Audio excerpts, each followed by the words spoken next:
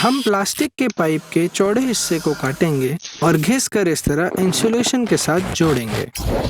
अब एक छेद कर लीजिए और लगा दीजिए वैक्यूम क्लीनर। अब ड्रिल करते वक्त हमें बिल्कुल भी धूल धक्कड़ की फिक्र नहीं होगी।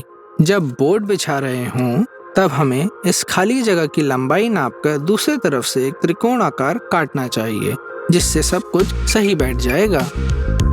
एक कैन लेकर उसे इस तरह काट लीजिए। काट कर उसका एक कोन बना लीजिए। अब इसे लाइटर से बांध लीजिए।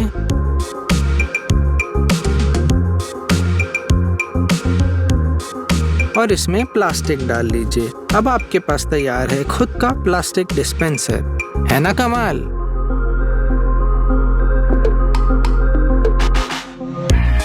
पाइप के 4 टुकड़े लीजिए और उन चारों के एक छोर पर चूड़ियां बैठा दीजिए।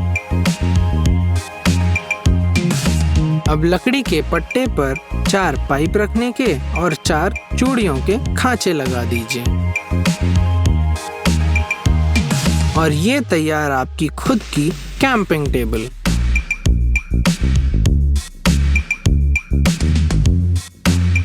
लकड़ी से एक समान 2 टुकड़े काटिए। उनमें से एक के 3 भाग कर लीजिए। बाहरी भागों को दूसरी लकड़ी पर इस तरह लगा लीजिए और स्क्रू की मदद से कस लीजिए।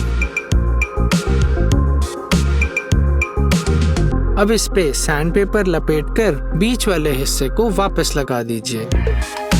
और अब इसकी मदद से आप आसानी से बड़ी सतह पर सैंडिंग कर सकते हैं। तार को पाइप से लगाने के लिए 2 जिप टाई का इस्तेमाल कीजिए। एक से बांधिए और दूसरे से कस लीजिए।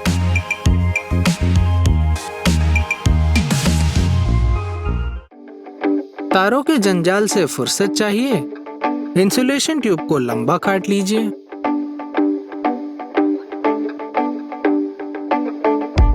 और दीवार पर स्क्रू की मदद से इस तरह लगा दीजिए। और तार भर के जिप टाई की मदद से वापस बांध लीजिए।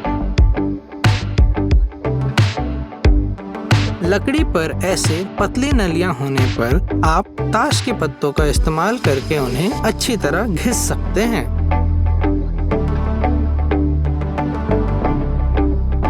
इस तरीके से।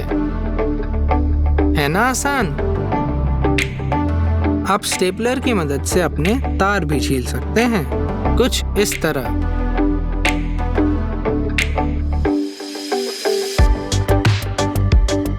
अब हम देखेंगे तार जोड़ने के कुछ तरीके।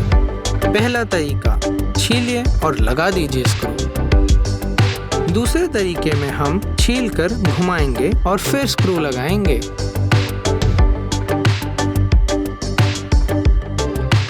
तीसरे तरीके में हम एक नोजल का उपयोग करेंगे।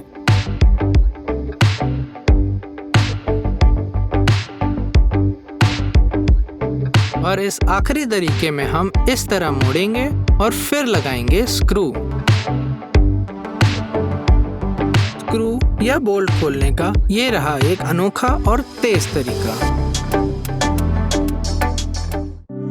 2 लकड़ी के टुकड़े लीजिए और उनमें आपस में पकड़ लगा दीजिए।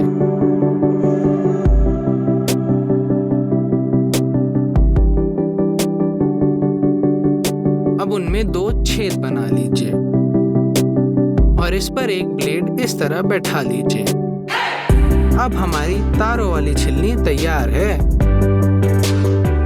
अब हम दिखाएंगे चौकोन कटाई कैसे की जाती है। पहले निशान बना लीजिए सही नाप का